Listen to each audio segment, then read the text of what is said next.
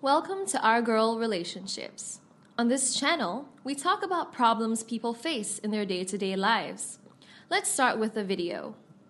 My sister and her husband were almost homeless last year after my brother-in-law lost his job during COVID. He used to work for Amazon, the warehouse job, but as we all know, the pandemic struck and everyone lost their respective jobs, and they never cared to save money because, as per them, they just don't need to because of never having children and the money they make covers all the expenses, and working a few odd jobs helps them to take care of extra expenses they got. Now, I have a job in finance of a good company, and I'm very careful with my money. And of everything I have, this rule of never doing business or anything related to money with the family. 1, because of my nature towards money, and 2, when they fail to pay, or if I would fail to pay it back, it will completely ruin our relationship. And as I'm a family guy, I just don't like breaking or being bitter with family relationships. My sister is very much aware of this rule and my nature, but she still asked me for $40,000, as they were in some debt and had literally no money with them to survive and were hitting dead ends. She one day came to me crying and told me that everything and went to my feet crying and begging as they had no one else to go to. I have always loved my sister. We had no reasons to have issues, and I felt bad and didn't want to see my sister living in the car over some random street. So I lent her a huge amount of $40,000. She initially asked me for $60,000 for God knows what purposes, but I also had to keep in mind that I have my own family and you don't know when it's your turn to lose your job to this pandemic. But she was just stubborn about taking $40,000 from me, and I just gave it to her on the promise of returning the same amount. As she was my sister, my own blood, I didn't have the heart to take interest from her. Within 6 months, I suggested making it a $5,000 each month. She said that she wouldn't be able to give it in quarters and agreed to return the whole at the end of 6 months. I know 6 months is a long time, but here we were in a global pandemic, and of course no way a person without a job can return you within 3 to 4 months. I work in the market and I know how it works. My first mistake is this whole thing was not making her sign a contract that can legally bind her to returning me my money back on time. I regret it, but at the same time, as she is being emotional and all over the place, I let my emotions take over and I forgot all the practical and basic rules for a safe borrowing of money. 2 months pass. She stays in contact regularly and is nice. Well acquainted with me every now and then, assuring me all the time that how grateful she is for having a brother like me and all that sentimental bullshit. She slowly lessened the communication each day, and I never heard from her till the 5th month. I just simply thought that they were too busy and didn't give it much of a thought. My sister was never a person to take someone's money and run away, along with ruining the relationship with her brother, and she knew how strict I am in the monetary business. Skip to 6 months.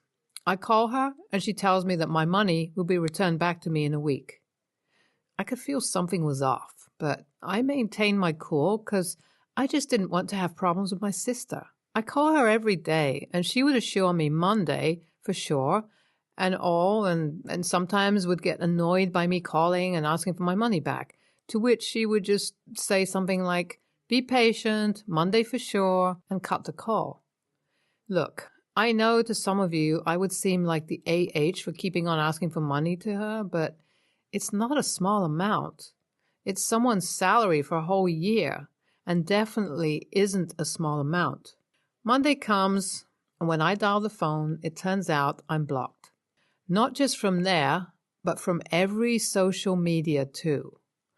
That just made me so angry and disappointed. I told my wife about everything, and she was like, "Wow."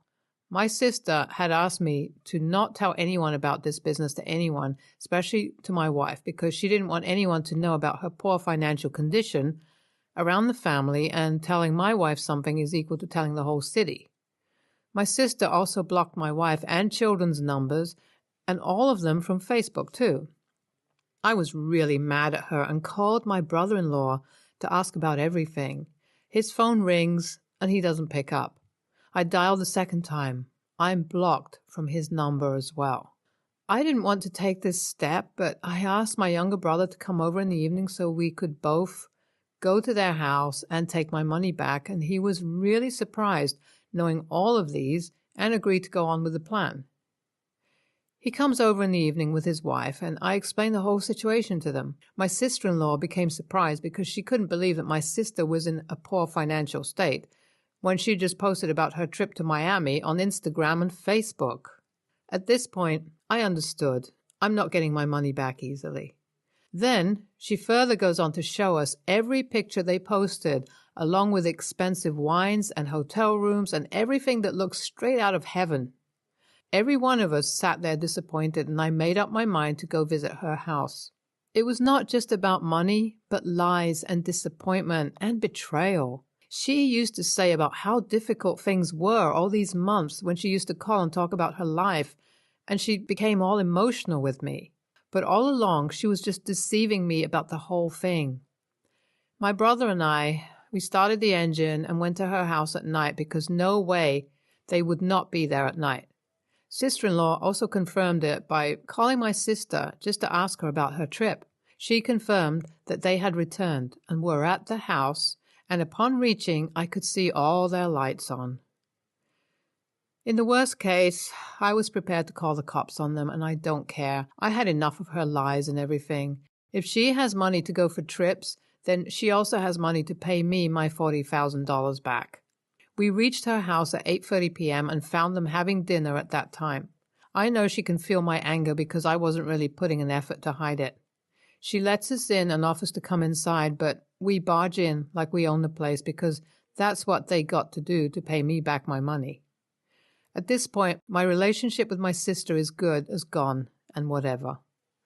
I will try my best to keep it, but it doesn't really matter to me.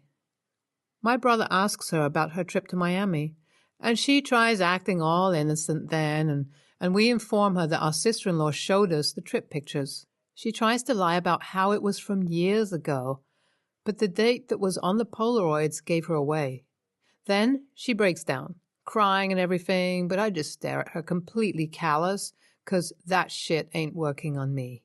My brother-in-law tried to explain everything about how they were going to return the money soon, on time, but the wedding of a friend came up and they spent the money there. He also said that he was going back to work anyways and he'll return soon.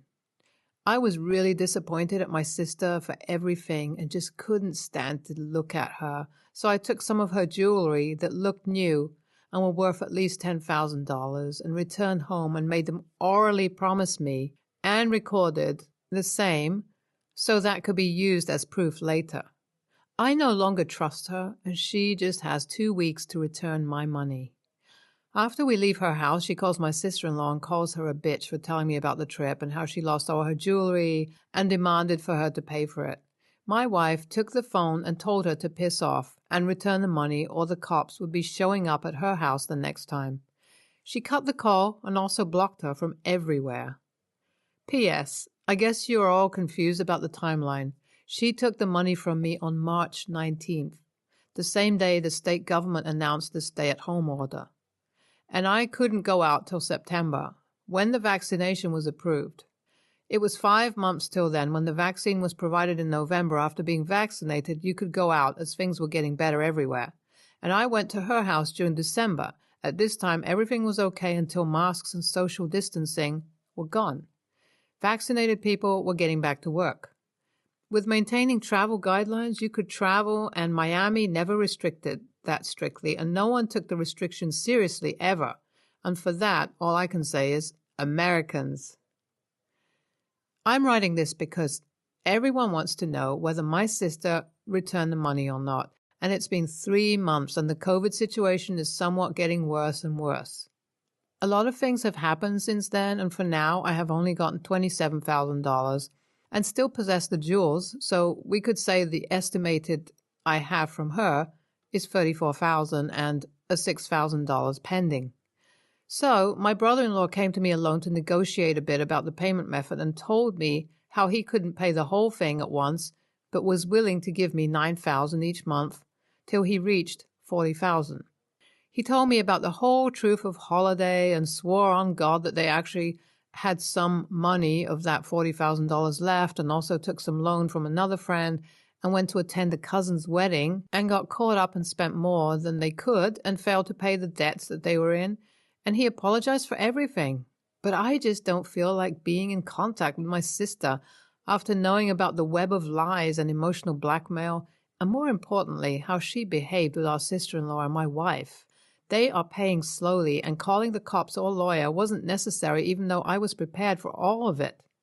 But they unproblematically worked out better, and I have learnt the lesson of not lending any money to family members ever, especially when I know that they won't be capable of returning it back.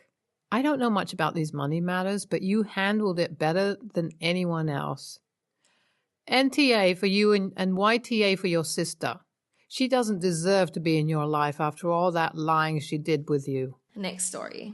I'm a 28-year-old woman, my husband's 31, and we recently had our first child together, a little boy who's about to be 8 months old. We've just found out that we're expecting our second child. We also recently moved a few states over for my husband's work. We moved to a town that's a bit of a cross between an old, small town and a suburb, and we ended up buying an older house. A few weeks ago, we were still getting settled in. I was working on unpacking while my husband was taking his afternoon nap when I heard the doorbell. I answered the front door and saw an older man, probably mid-60s, with a couple of little girls, not sure how old they were, but likely under 10, standing on my front porch. "Hello," he said. "I'm really sorry to drop in on you like this. My name is, and these are my 2 granddaughters. This was the first house I ever lived in, and I lived here until I was 12 years old. I've always missed this place, and I just want to see it one last time, and also show it to the grandkids, since I've been boring them with stories about this place their entire lives. I don't mean to impose, but I noticed you just moved in here. So would it be asking too much to just let us walk through here one time? We'll be gone in 30 minutes, I promise." Okay, now, I don't know this man. Admittedly, he looked completely non-threatening, short, bald, chubby, and with a pleasant expression. But still, I was a pregnant woman, home alone, other than my tiny, vulnerable sleeping baby. Based on that, I told him, "Geez, I'm sorry, but no, I'm just not comfortable with strangers traipsing through my house right now." He answered, "I completely understand, but we really won't be a bother. We won't touch anything and we'll be gone soon. I know this is an odd request, but it would really mean a lot to me if you just let me in for a bit." I answered, "No, sorry, I can't do that. This is my home and I won't let a stranger in without a good reason. Please leave." He said, "I think giving an aging man one last visit to his childhood home is a good reason, but okay, can't force you." Then he left. Later that evening, when my husband got home, I told him about the weird encounter. He told me that I should have just let the man look at the place. He said that we all get nostalgic about the places we grow up in, and that it would have been a nice gesture to let this man see his childhood home. He also said that I likely just fostered bad will among my new townmates, but I think that my comfort and safety, as well as the safety of my son, is more important than some random person's reminiscing. NTA, it's super weird about his timing. A house on the market is normally able to be viewed through contacting the realtor or an open house, right? Why not take the kiddos then? I mean, he shows up right after you move in and knows it. It could be a dumb coincidence and he happens to live far away and just be in town visiting with the grandkids, right? After you moved in, but it's just too damn weird. Maybe I'm paranoid, but a 60-year-old man could put up a fight and it's not worth it. I also wouldn't put it past someone to use a child to lower someone's guard. I can't imagine someone being cool with letting a stranger into their home. Maybe in the old days when people knew their neighbors and left their doors unlocked and door-to-door salesmen were common, but not anymore. NTA, this is a common technique for home invasions and or scoping out the house for burglaries. Do not let any stranger in your house. You did the right thing for the safety of your family. Next story. I'm a 22-year-old woman and I have a prosthetic leg. I lost my leg when I was 3 years old in an accident, and honestly, I don't remember a time without the prosthetic. It's just normal to me. I've been seeing a guy, 25 years old, for a couple of months, but the subject of my leg hadn't come up yet. A few days ago, I was having dinner at his place as he cooked for me. When he was setting out the food, he bumped into the table and the vase went flying off and smashed against my prosthetic leg. He freaked the hell out in a blind panic, wanting me to roll up my trouser leg in case I was hurt, asking me over and over again if I was okay. I admit I was startled and relieved it had been that leg and couldn't help laughing, and I reassured him it was fine over and over again, but he didn't believe me and demanded to see, so to prove it, I removed my prosthetic leg, showing it to him and explaining the situation and how I'd lost my leg when I was little. I then told him it was fine if it was that leg, and I was just relieved it wasn't the other. He got upset with me for laughing, clearly embarrassed by this situation, and was more upset that I hadn't told him about my leg yet. I apologized and explained it's not exactly an easy thing to work into conversation organically, and I'd have for sure given him a heads up before we slept together for the first time, as no one wants to discover that the hard way. He cleaned up the glass and I put my leg back on, and we had dinner, though the mood was ruined and he was clearly unhappy with me. Later, I got some texts from him saying that he felt really upset that I hadn't told him earlier and how he'd been worried and I'd laughed. He has said he needs time to think about some things. My laughter wasn't at him, more the shock of the situation, and I tried to explain that, but he has asked me to give him some space. I have been planning to tell him, but it's not like you can just say, "Hey, oh, BTW, I only have one leg. That cool?" Naturally, in conversation, was I the a-hole here? NAH, he was shocked, then more shocked. You were surprised and laughed and told him something he didn't know. People laugh at funerals. People cry at inappropriate moments. Humans are complicated. Either he will get over it, this should be quick, or he will reveal himself to be a dramatic festival of self-absorption. Either way, you should know by tomorrow, and you did nothing wrong. You've been dating for a few months and he's never noticed you haven't told him? YTA, you don't need to bring it up on day one, but it's been months.